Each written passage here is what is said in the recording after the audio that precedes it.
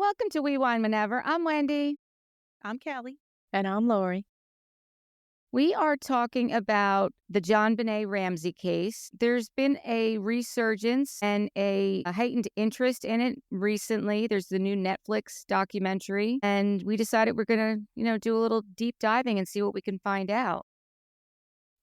Now, what did did you guys only watch the Netflix? No, I watched several things.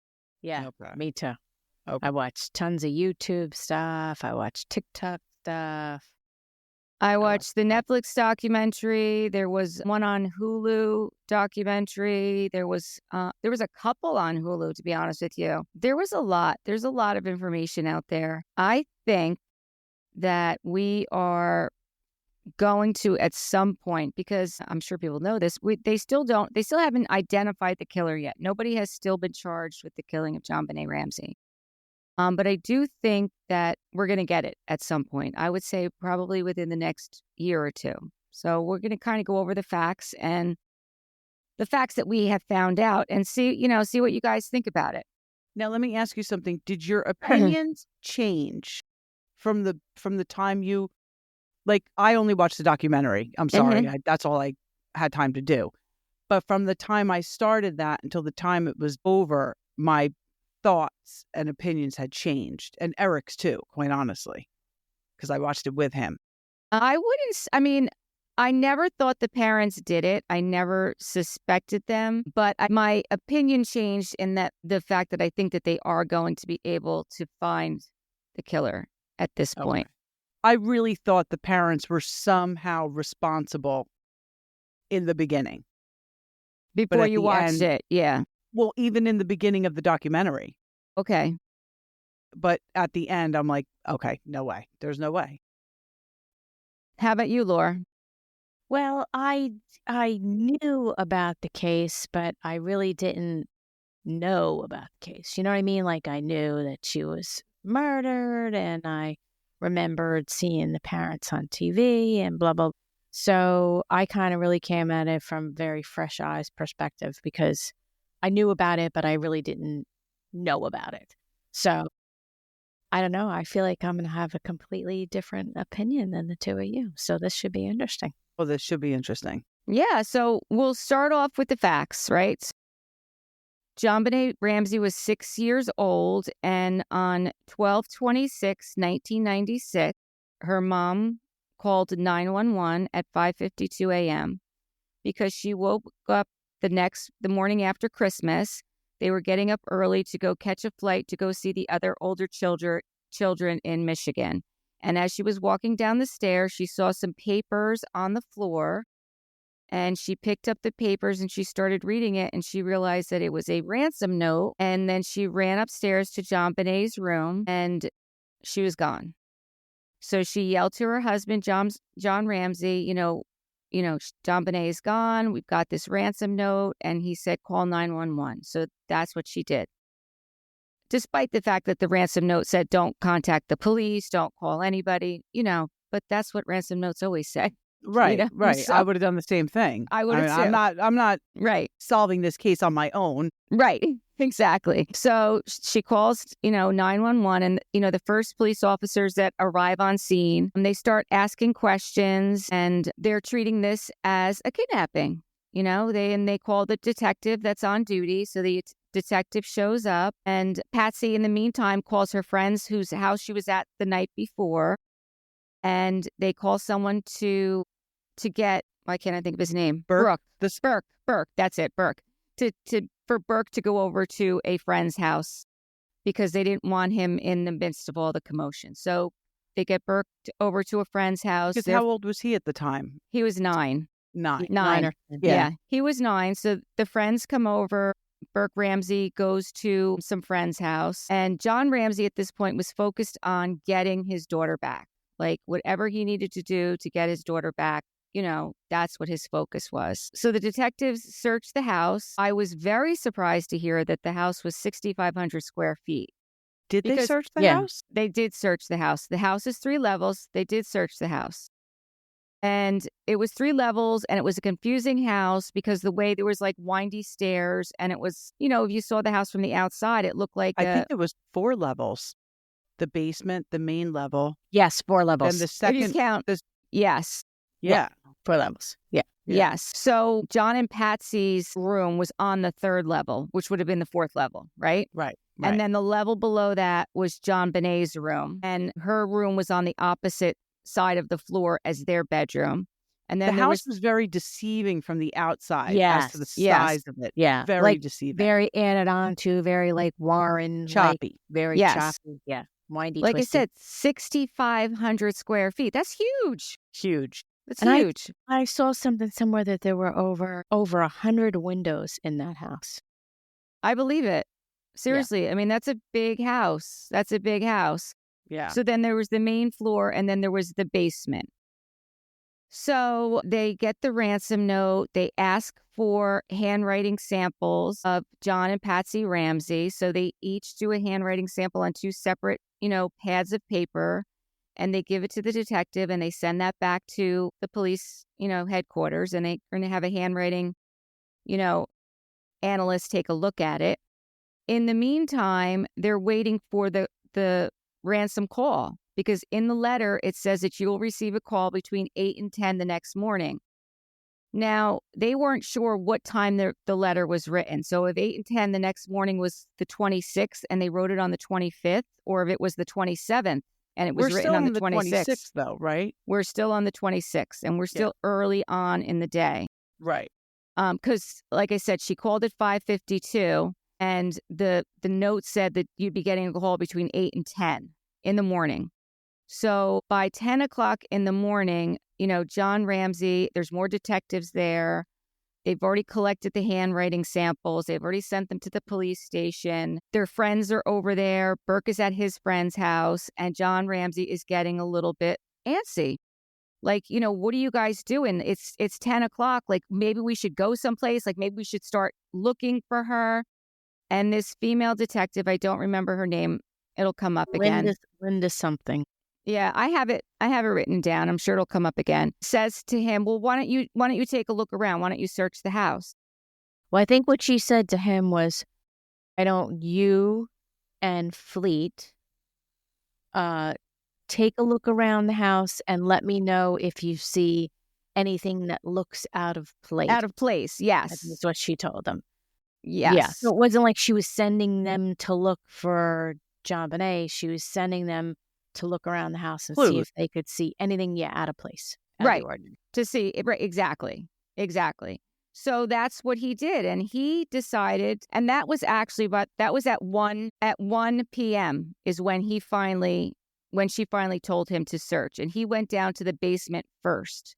He figured, I'll start from the bottom and work my way up. That was his, method. I'll start down the basement. And when he went down to the basement, we now know he opened up the door, which they called the wine cellar, but was really just like a storage area. Mm-hmm. And he saw the blanket, and he found JonBenet on the floor with the ligature around her neck. And he tried to loosen it, but it was too tight. So he carried her up the stairs, and, that female detective was there, and they got it off of her neck and realized that she was dead. Now the kidnapping is now a murder scene.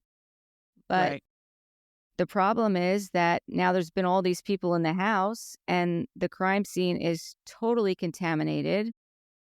Everything has been touched and moved, and they're just trying to piece things together now at this point. It's a shit show is what it is. I mean, just the fact that obviously this is your child, God forbid. Right. You see this, you're going to grab her. You're going to grab her. You're going to bring her upstairs. You're going to, you're in shock. You're thinking the best, like, I found her, like, let's get her upstairs. Maybe we can, you know what I mean? Right. So I don't, hold him accountable for anything, the father. But no. The cops, they searched the house. Why didn't you go into that room? Well, let's put it this way. There's 7 hours for you to search this house. I don't give a fuck how big the house was. Right. In 7 hours. Right. how does the parents or any of the police officers not locate this child? There's so much about this case that is just absolutely fucking mind-boggling. Yeah. Mind-boggling when you really start to look into it. You just don't even know what to think because there's so much to it. So now let's just start from where we are. Okay? So Patsy Ramsey still had on the same clothes from the night before. What's up with that? What do you I mean? don't know. She still had on the same clothes that she wore to the party the night before. She didn't have pajamas on? No. She had on the same clothes. Oh, I didn't know that. Yeah. There's all these like really bizarre, weird But did things. she really, or did the cops say she did and the media said she did? See, this is the problem. Well, that's the problem. Well, that is the problem. But that was, I believe that was in the police report that she had on the same clothes as the night before. But again, I'm not sure. Like if you had pajamas on and you go downstairs, you could just throw the clothes on there like that you just On wore. your floor. Like I do that, not on the floor, but wherever you put them. Like, so, if I get up in the morning and I just took off my clothes, I'll throw those on to go downstairs. Do you know what I'm saying? Yes. And I am someone who wears pajamas. So I would take off my pajamas to go downstairs. Right. I don't know. There is a lot of inconsistencies in the story, and there's a lot of things that don't make sense. Like you said, 7 hours in the house. I mean, Like that's nobody went 7 into this hours. room. And not only nobody went into this room, we're talking about a possible kidnapping here prior to them finding the body. You didn't search the perimeter of the house to see where the entry. Supposedly, police officers searched the perimeter of the home and no one noticed anything out of place. And you know what else? Even if they had seen the window broken, John Ramsey said that the year prior, he had to break into that window to get into the house because he was locked out. Right. He thought the window got fixed, but maybe it didn't. But This they guy's wouldn't have running a known $1 that. billion company, probably asked his wife or somebody to do it. He's not going to follow up on that. Right. Now, another weird thing with the window situation is it's fucking cold. It's Yeah, it's Denver, Christmas Colorado. in Boulder, Colorado. Yeah. Like, so the windows broke. All right, you don't get it fixed. But nobody goes in the basement and says, shit, it's kind of cold in here. Yeah. Slap some tape on. Like, bizarre. Well, and when you're searching the house, like, did they not go in the basement? Like, they did go in the basement, but everything that I saw and I read, they never opened that door.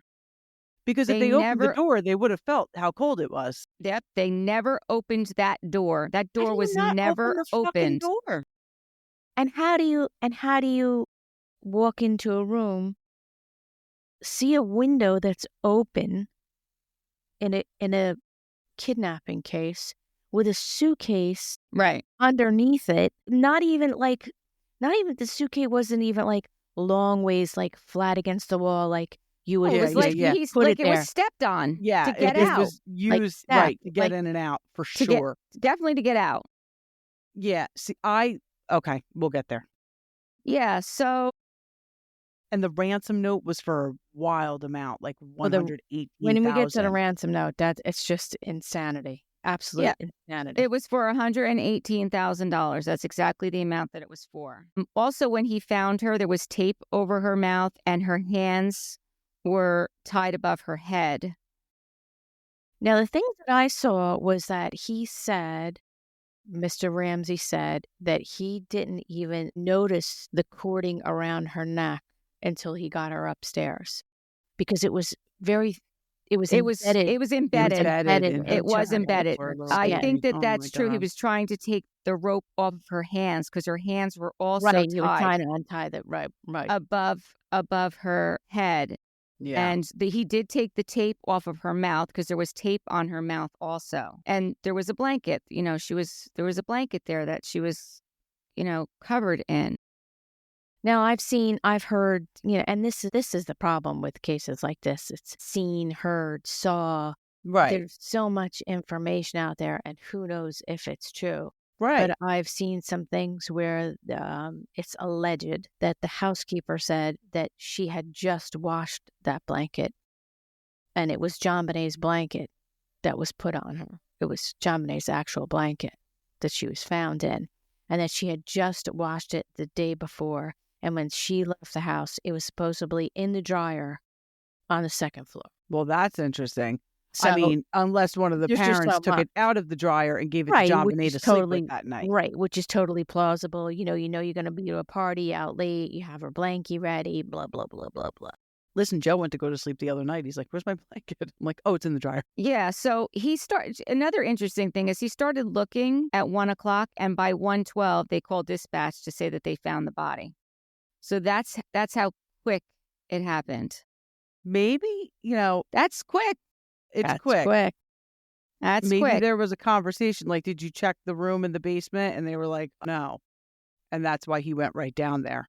I mean, Who he knows? said in a couple interviews I saw him talk about it, he said that he was just going to start from the bottom and work his way up. I mean, I So, yeah. work that way too. That's how I work. I do, I mean, things, why wouldn't you? Yeah. right? And you would think that the police department would want to work in such a methodical way also, bottom to top, top to bottom, whatever it is you want to do. It's just the mishandling.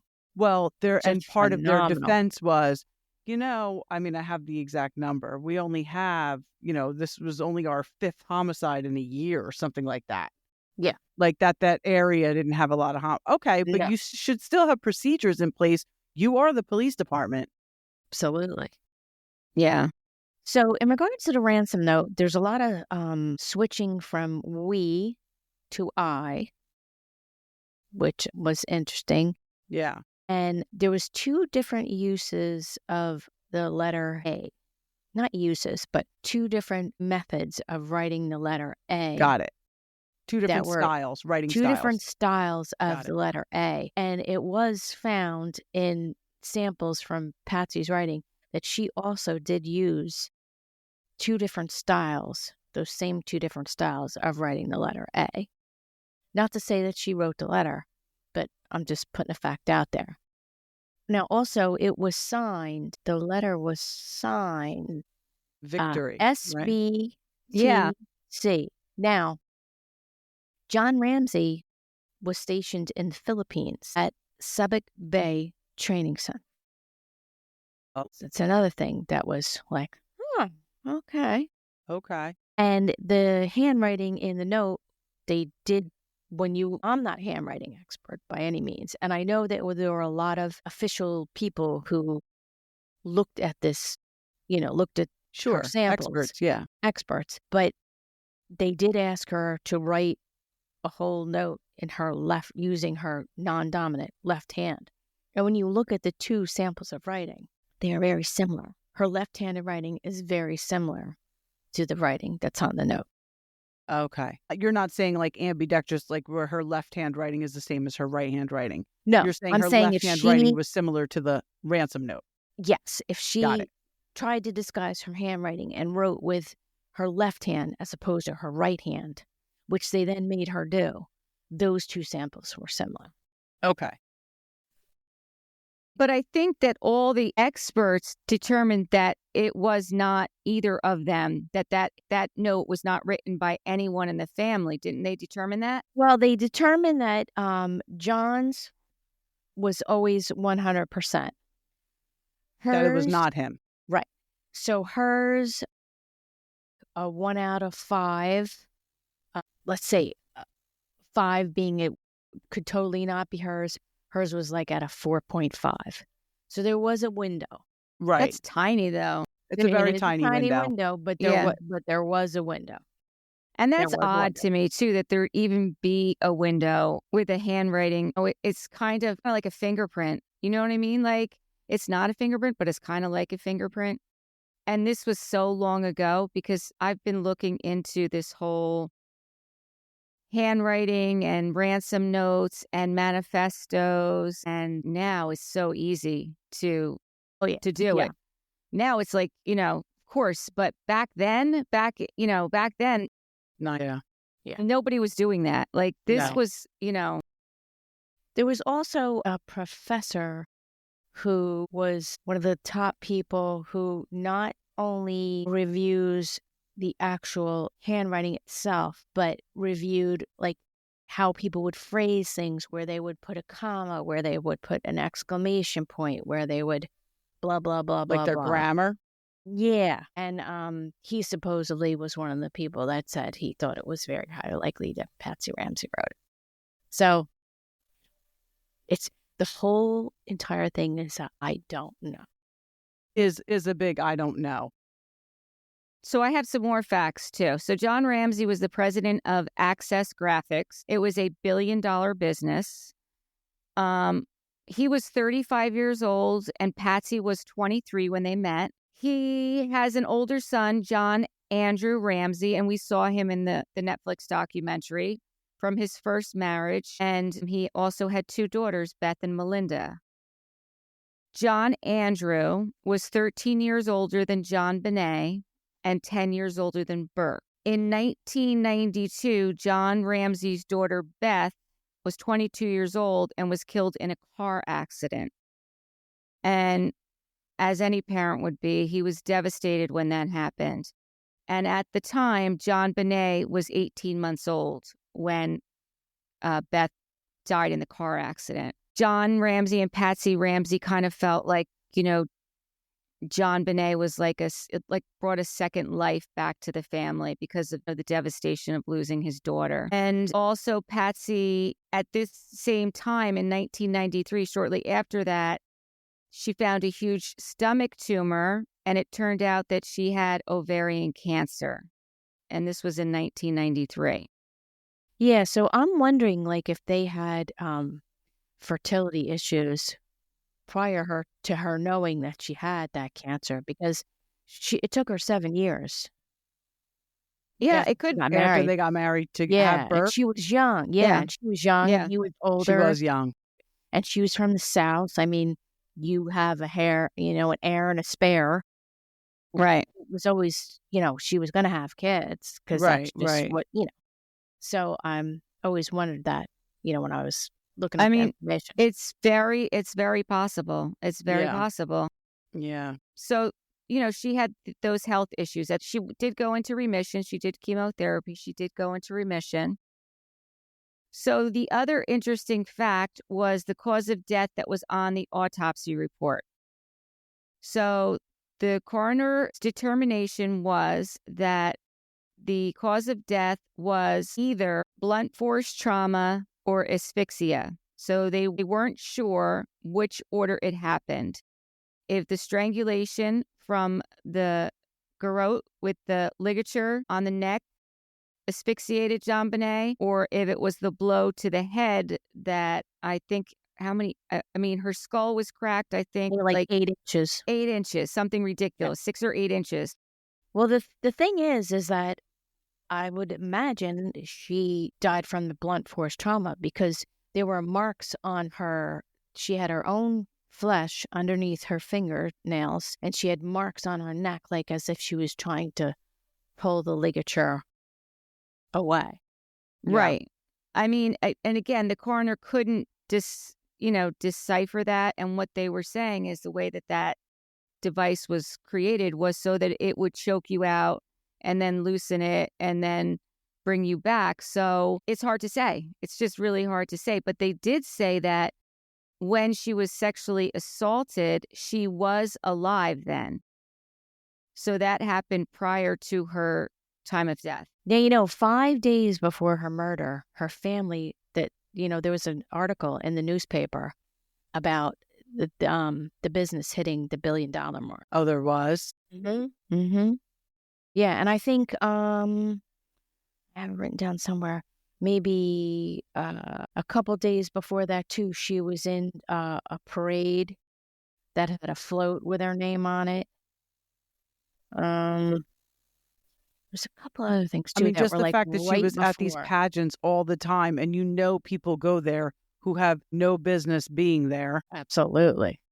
But you know that now, but you didn't necessarily You're right. You didn't know that in didn't really know 1996. that then. No, it was a different time. It definitely was a It different was time. totally a different time. Absolutely. It was a different time. And listen, Patsy was a beauty queen herself. She was Miss Virginia or West Virginia, Miss West Virginia.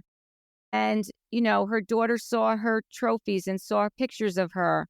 And she's like, Mommy, I want to do this. When can I do this? And Patsy had just, you know, went into remission with cancer. And she's like, listen, I don't know if I'm going to be here when she's 16. You know what? If I can do this with her now, let's do this.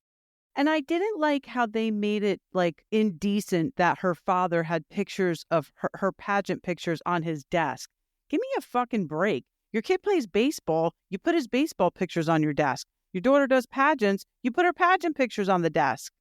I thought that was outrageous that they were making it like they were over-sexualized pictures on her father's desk.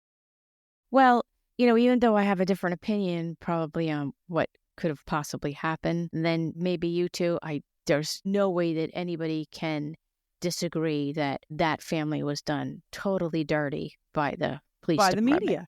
But because the police department had decided it was them, and I believe from all the things that I've read and looked at that they continuously leaked information to the media to try and put public pressure on the Ramseys, thinking that if we can keep this up, we'll break them. And no, it almost became like a power struggle. Yeah. Like, you know, we're going to break them. We're just going to keep like pounding it until they break.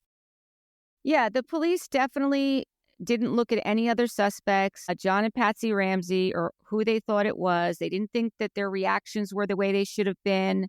They didn't think the way that they lived their life and that their daughter was in pageants. And then, you know, they villainized them in the media. I mean, the parents became the villains. And I honestly can't even imagine that. Like, you're going through this horrible experience of losing your child who was murdered in your home on Christmas night.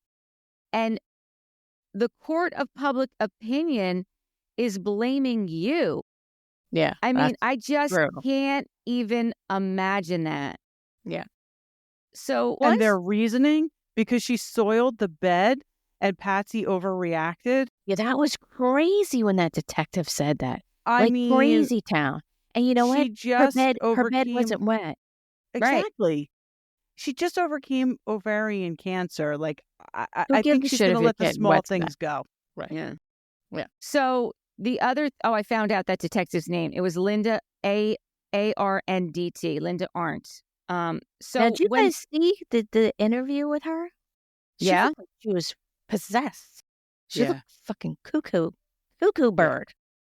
Like, I mean, if that's the real, like, she needs to put some eyeshadow on if that's her real, like, eye look, because her eyes were, and I mean, I have big, like, crazy eyes. Okay, we are not criticizing her looks. We're not criticizing her appearance. I'm just saying. Just check out my notes. I'm just saying. We're not criticizing her appearance. It was just, she just had crazy eyes. I'm just saying, girls, when you got Linda Arndt. And I'm saying it because I have crazy eyes. So I know when I'm on camera, I better have some serious eyeshadow on because I got big ass eyes.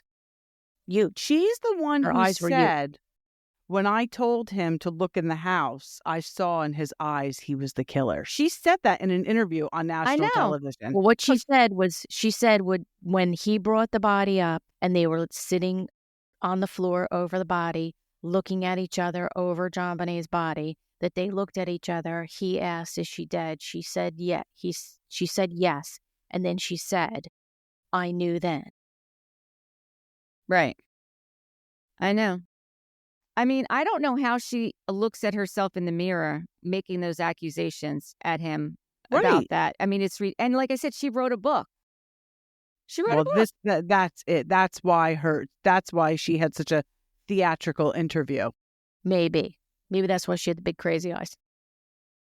So I don't recall the crazy eyes, but I do recall the theatrics. Yes. Once it became a homicide investigation, the officer that was there, one of the first officers on scene, was no longer involved in it, but they do interview him. I'll find his name later. But what he said was, you know, they said that they were handling it and he just kind of let them do their thing. But then now he's since retired. And after he retired, he started looking into the case and seeing what was really going on and seeing all the missteps that had happened. And one of the things was that they gave this lead detective, I'll find his name too in a minute. He'd never investigated a homicide before. Right. That's crazy. Right. I mean, you give someone the lead detective for a homicide that's never done a homicide, that is all over the press, all over the country. Right. Like any screw up is going to be all over the country, on the news, in the media. Yeah. Any slip up. That was just crazy. So there they are trying to bury their daughter. They take her body down to Georgia, and they're going to have the service in Georgia because that's where the other daughter, Beth, is buried. And that's where they had lived before. They are from Georgia. And John Ramsey gets a call from a trusted employee while he's in Georgia that the police, and they're coming for you. You better get yourself an attorney. And you better get yourself an attorney right away. So what does he do? He gets an attorney, and the attorney doesn't let him talk to, they gave the handwriting samples. They answered any questions. They gave their DNA. They gave their DNA, which 2 weeks later was proven was not theirs. And the police didn't even give that information to the district attorney, let alone the press. I mean, until 6 or 7 months later, finally the district attorney found out that it wasn't their DNA. Mm-hmm. So they hire an attorney. So, a lot of people say if you hire an attorney, you look guilty. Well, I've said this before, and I'm going to say it here again. If you don't hire an attorney, you're an idiot. You look stupid. Because it doesn't matter if you're innocent. You need someone who's going to guide you through this process. And you cannot count on the police to have your back. Even if you are innocent, you can't count on them going to do the right thing and to find who killed your daughter. No, and they go do an interview. So they get the lawyer, they stop talking to the police, they go do an interview on CNN, and Patsy's basically like, somebody murdered my daughter. Right. And nobody's looking for this person. Right. Like, you people in Boulder, Colorado with young kids should be scared. And the mayor goes on TV and says, right, there's no need for fear. Right. Well, how the fuck do you know? Right. That's right. It's Right. crazy. Right. There was no sign of forced entry. And they kept... Yes, there was. Yeah, they kept standing on that there was no snow. There's no footprints in the snow. Well, guess what? There was no snow by that window. There was no snow on the ground. There was no snow. There was snow in the front of the house, but there's police photographs of the scene that show in that back area where that window was. There was no snow. There was no snow. The sun probably hit there. When I came out of work today, so it snowed in New Jersey today. When I came out of work today, I got there early, so I had the first parking spot, there's a lot of shade. By the time I left today, it was dark out. When I left, my car was still covered in snow. Not that it was super sunny today or anything, but the other cars had much less snow on it because they weren't so much in the shade. So that area was probably not shady. Right. Yeah. I mean, for that mayor to go on TV and say Absolutely. that, it was just damaging. ridiculous. It was damaging. It was. It was. Oh, something else from the ransom note. The movie Ransom had come out 2 months earlier, and it was based on the same type of thing. Someone kidnapped their daughter, and Really? they made them do all these crazy things in the movie. Speed was out in 1994, and in the movie Speed, there's a line in it that says, "Do not attempt to grow a brain," which is the same line that was in the ransom note. In the ransom note, yeah. So the DNA report came out on January 15th that said that it was not the Ramseys, no one in the family. They had fingernails, shirt, panties, tape, and other places all collected, the DNA. The DNA under her fingernails and in her underwear were they knew it was specifically a male. And again, I'm not a DNA. I have no idea how they know that, but they know it was a male and they know it was nobody within the family. And this DNA evidence is why I think that they are going to be able to find out who did it, because now John Ramsey has petitioned to have the FBI come in and run, it's called a familial DNA test. So if anybody within the family of this person, their DNA is in the database, it will come back as a hit and then they can narrow it down. And they didn't have the ability to do that before. Right. So in 2023, they did a cold case review panel. Yes. In Boulder, Colorado. It took over a year. And they also have a new police chief that came in 2024 from outside the system. So he's not promoted from internally.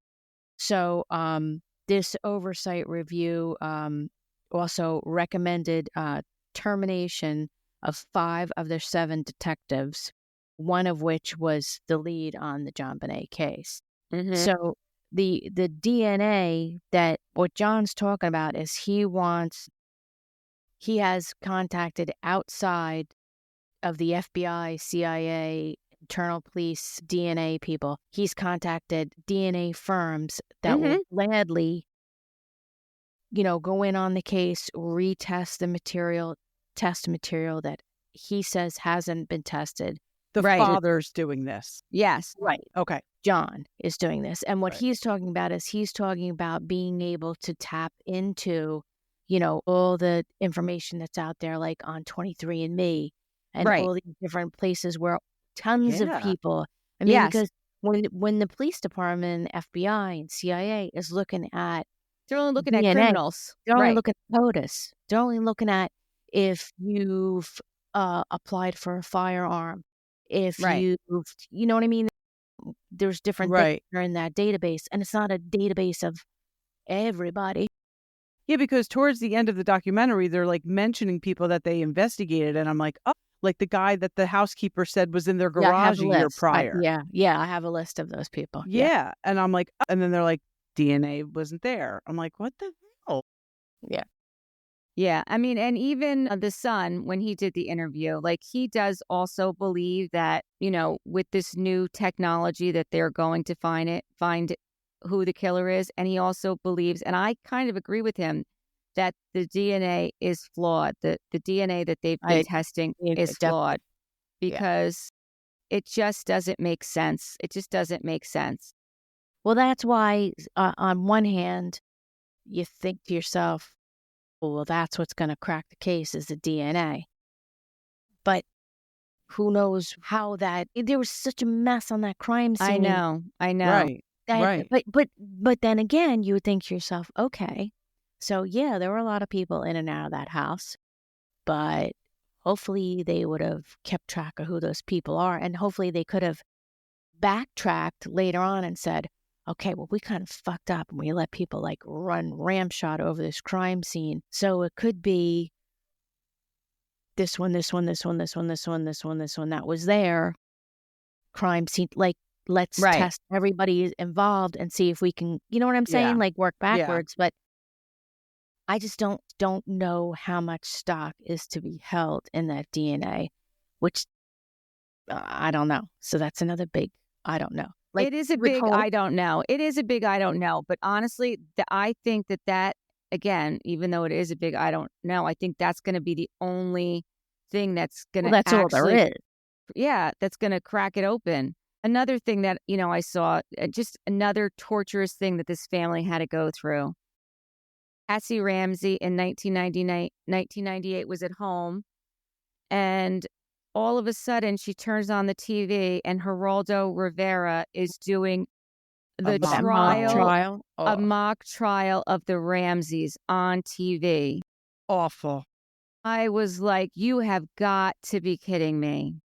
And this woman that was on there said that she watched 23 hours of tapes of her doing pageants and her performance on December 3rd at a senior citizen home, dressed as an elf with a saxophone, masturbating. I'm like, are you out of your mind? She was out of her fucking mind, that woman. She was out of her mind. That was disgusting. I could not believe that this poor family had to go through this. I mean, I just can't even imagine. I will say that. How about what about the other beauty queen that said that she was sexually abused by her father and that JonBenet, she's showing all the signs, and then they were trying to say that the poor daughter who passed away was sexually abused by John. I mean, yeah.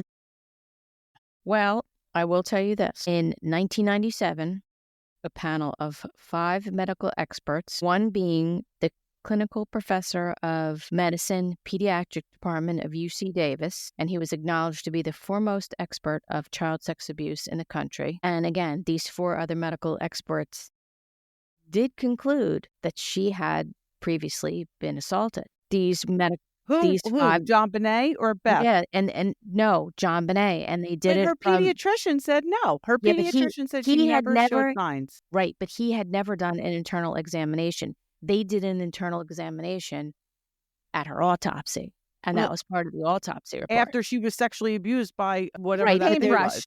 Right, but there are physical signs that can show past sexual abuse. I'm just telling you what was out there.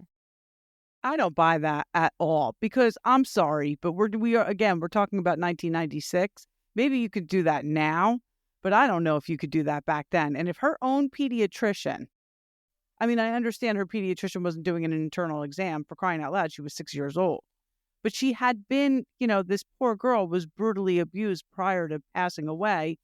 And now they're doing an exam. Of course, they're going to see signs of that. I don't know.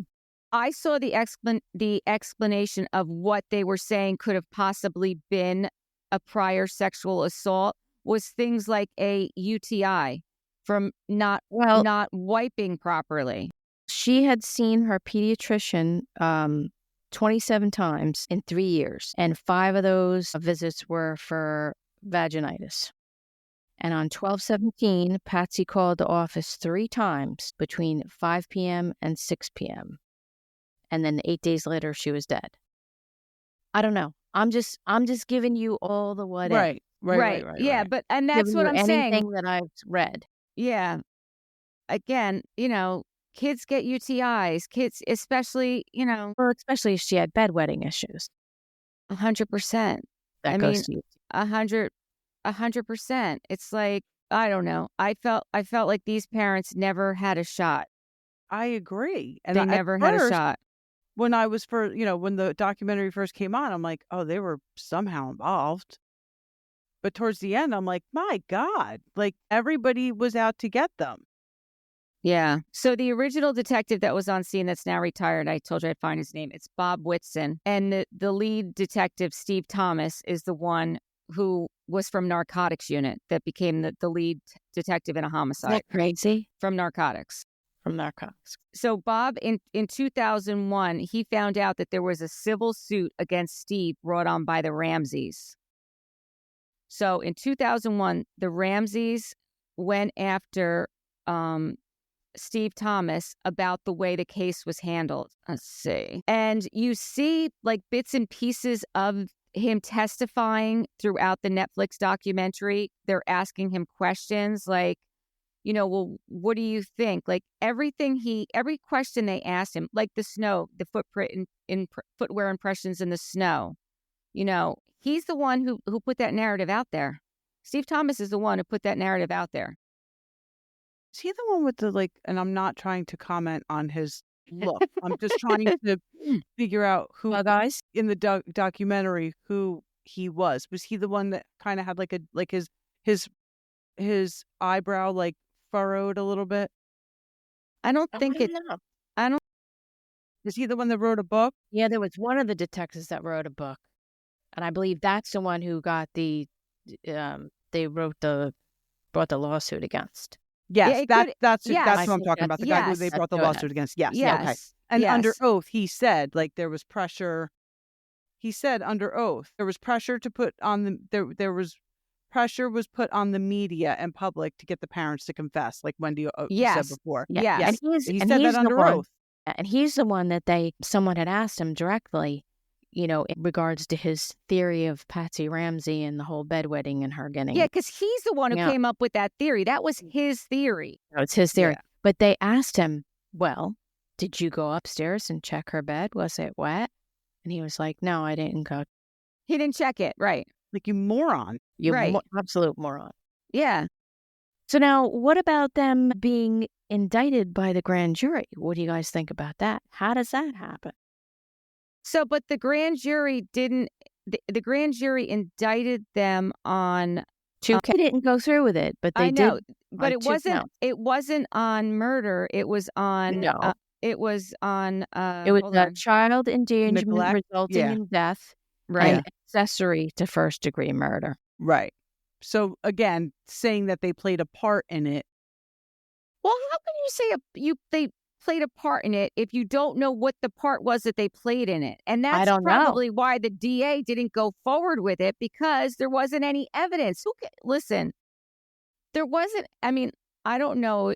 I think what the public needs to understand is what actually a grand jury hearing is. So a grand jury hearing is only one side telling you what they think happened. So the prosecutor is telling these group of people their theory as to what happened. They are not even necessarily providing you with evidence to support this theory. And they're not hearing any testimony from anyone involved. They're not hearing any testimony from anyone involved, and they are not just hearing one side. And it's only a theory. It's only a theory. It's just allegations. So they come up with this conclusion after this farce of, it was a year long. It was a year long. So, of course, Talk about fucking waste of taxpayer money and time. 100%. Of course, the district attorney how is he going to bring charges up against them for that? There's no evidence that supports that. No, there's not. The only evidence that could possibly support that is saying that Patsy wrote the ransom note, in my personal opinion. Okay, so let's say she That's did. the only thing that, but here's the thing, and this is what I said to Eric, you have to prove beyond a reasonable doubt. If there's a part of you that doubts it, you can't indict them. Listen, where's the motive? There's no motive. I'll tell you what I think the motive is. Okay.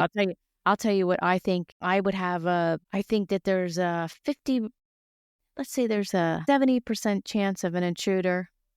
And then the rest, I would go on the motive that they came home, they put the kids to bed. Burke admits that he got up and went downstairs to mess with a toy. JonBenet, my theory is, also got up. They had some pineapple, dicking around. They got into an argument. He hits her, knocks her out. It's like, oh, fuck, I don't know what to do. Goes upstairs, goes to bed. John comes down, finds her, and says, the fuck? What am I going to do with this?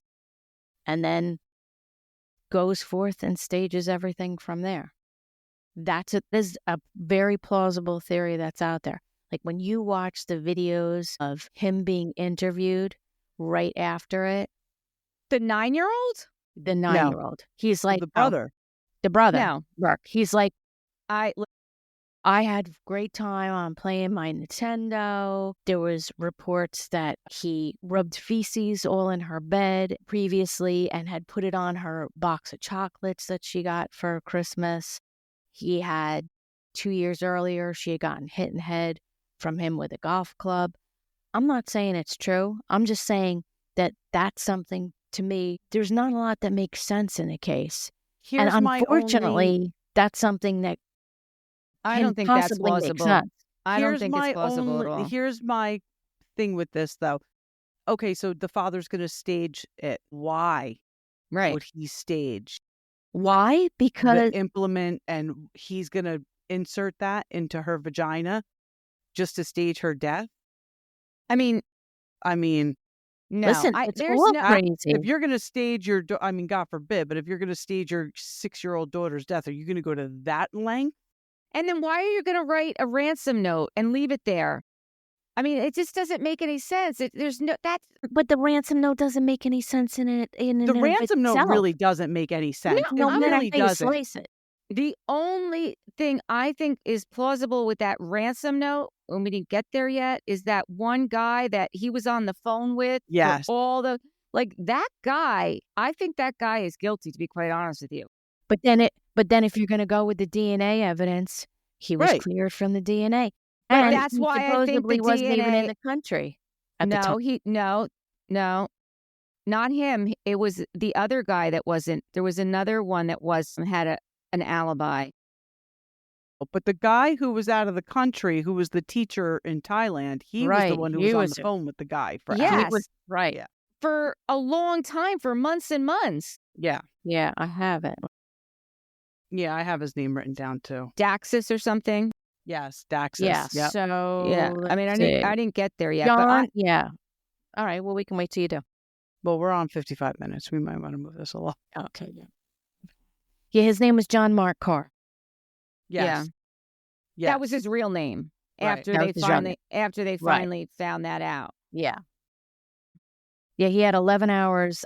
This Michael Tracy, who was a professor, Thank had you. 11 I have hours. his last name written very tiny, and I'm like, shit, Yeah. I don't have my readers. 11 hours of tape phone conversations. Yeah. And so I don't know. Just the whole thing. I mean, even Lou Smith, so the DA Hunter hired Lou Smith to come in, and as soon as the grand jury was assembled, he just, I'm out, like he's out. And, he still was investigating it. His family to this day is still investigating still it. Yes. Yeah. Is still investigating it. And this guy, John Smith, talked to Patsy before she died.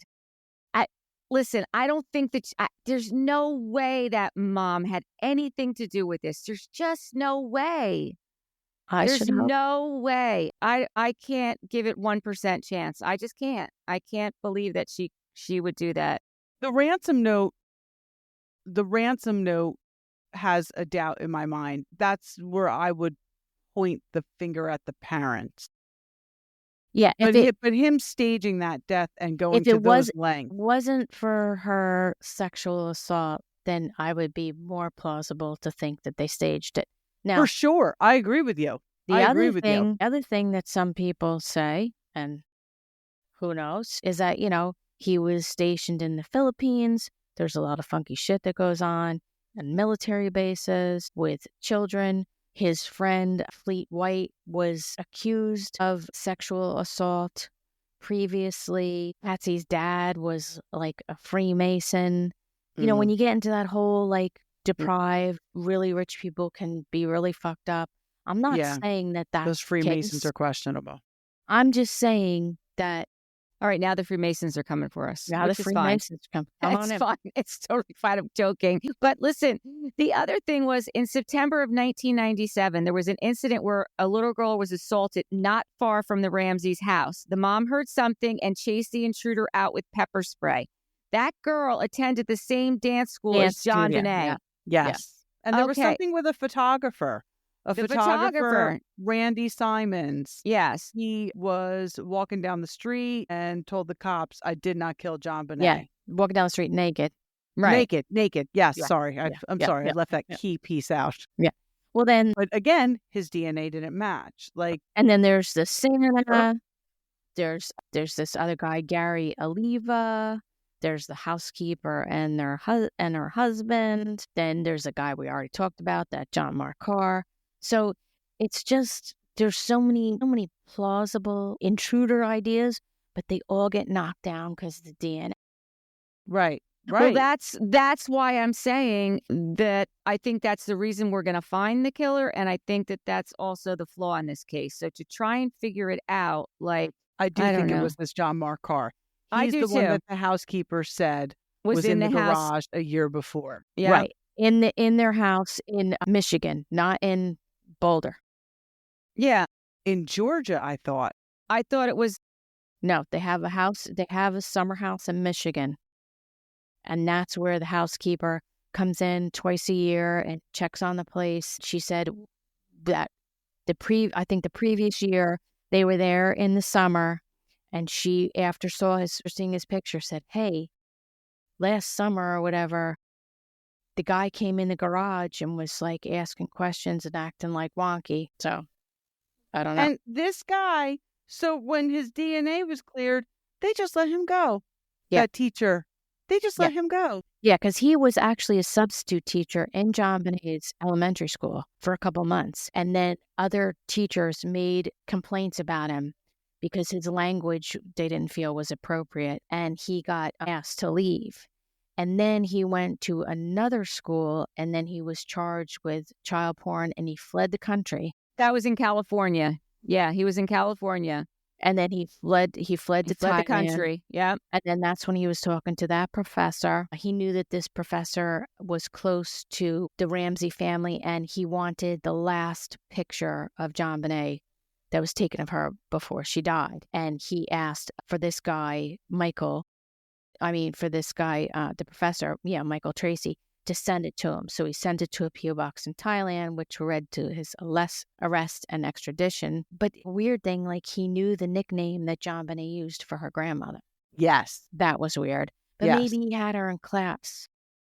And maybe they did a little assignment. He admit to doing it. He said he did it. He said he did it. He said he did it. He said he did it. And according to Michael Tracy, he thinks, and I agree with him, like the DNA was contaminated at the crime scene. Yeah. So that's why, this is coming back, that it's not a DNA match, but maybe they get this familial stuff, and maybe they'll be able to get something that makes it more of a match. Do you know what I'm saying? They'll be able to pull from someplace else, because there were so many other things. Like, he even explained the reason there was a ransom note, and what the thought process was, But meanwhile, we're going on almost 30 years. And if it was this douchebag teacher, he's had the last almost 30 years to do this to busy, countless I'm sure. other little girls. Maybe not kill them, but sexually abuse them. So after he left the country, he taught in Thailand, he taught in Germany, he taught in all these places. Yeah. Some of them were like girls' schools.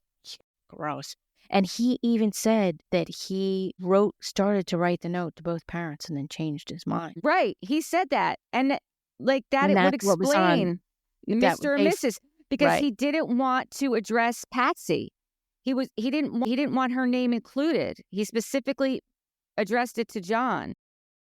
Now, another weird thing he said, he was in an interview, and he said that the interviewee was asking him, "So do you know JonBenet? Do you have a relationship with her?" And he kept saying, "Yeah, well, I knew her, but I knew hundreds of children."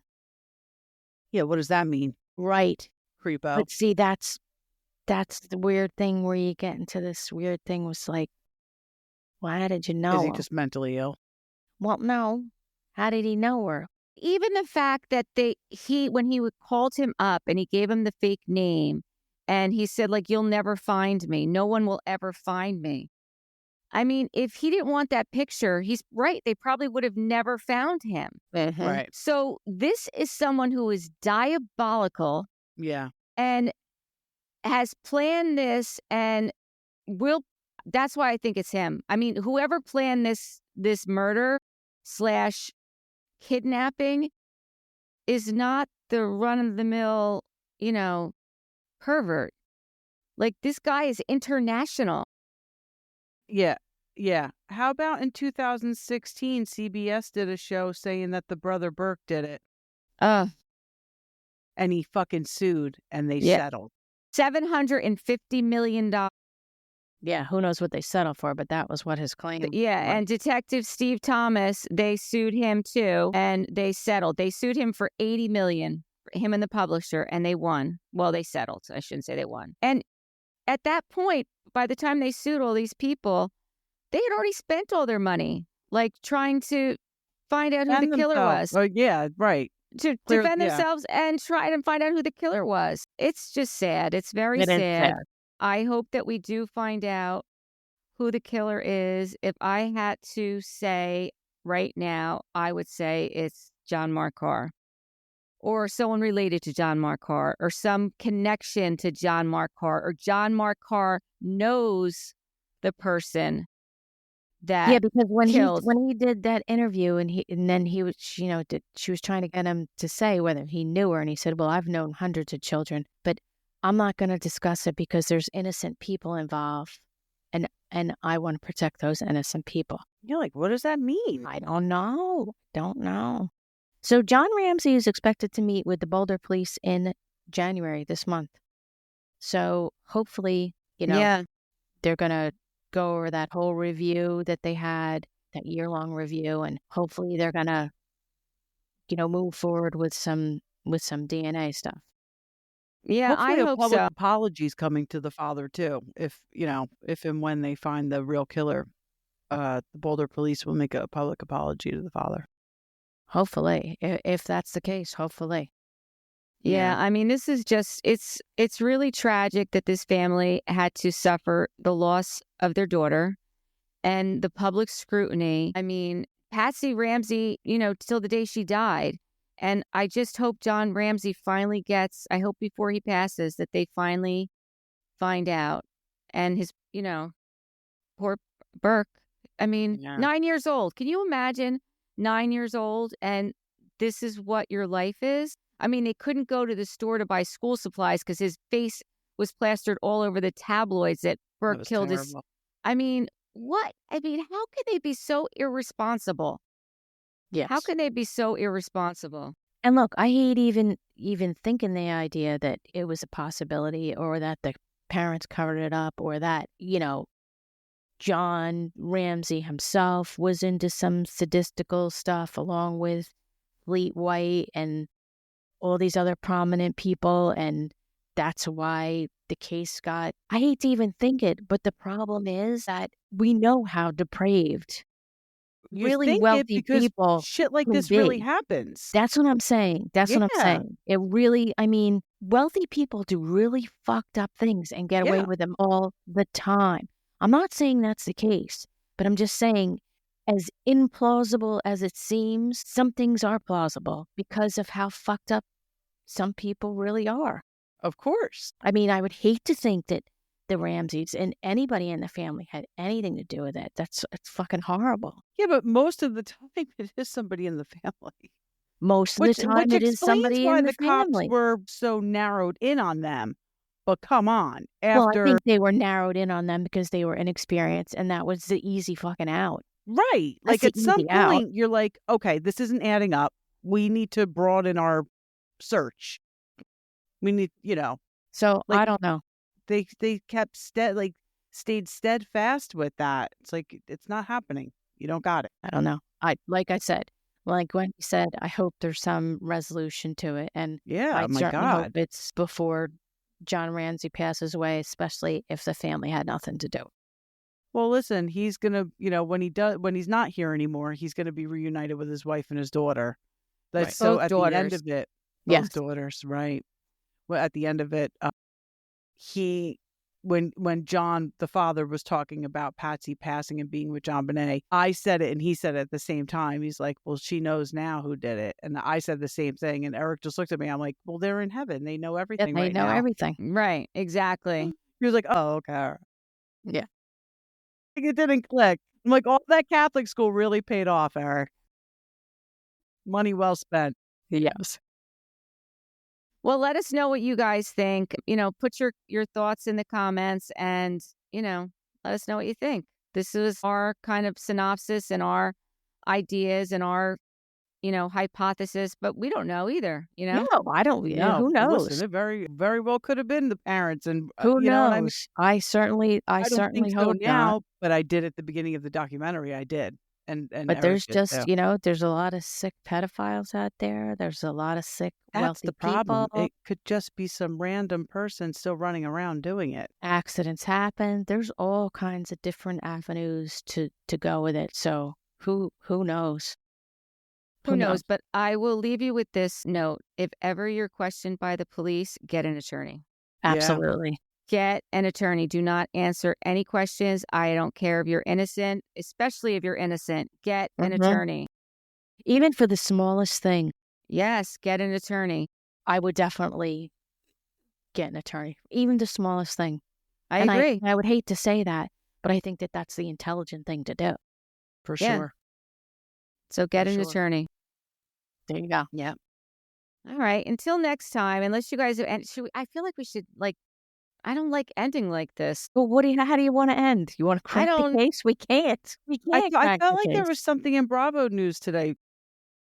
Bravo News. What Bravo News? No? Think so. I thought there was. Listen, what we're going to do is we're going to end it on this note. Okay. We are gonna pray for everybody in their hour of need and suffering.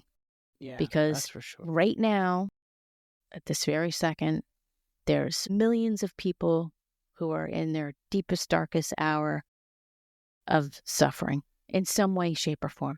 Maybe somebody just died. Maybe somebody else's kid got murdered. Maybe somebody just got in a horrible accident and have no money to get a new. Somebody is suffering.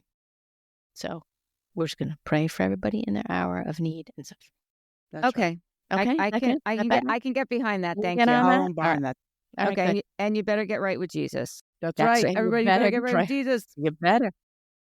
Or better. whoever your higher power is. Exactly. Let's leave it at that. I don't Yeah, want to for us, pushing it's our own Jesus. For beliefs, you, but yeah, whatever. whoever your higher power is, get right Yep. with them. Get right with it. Okay. right. Good night. Good All right, night. good night.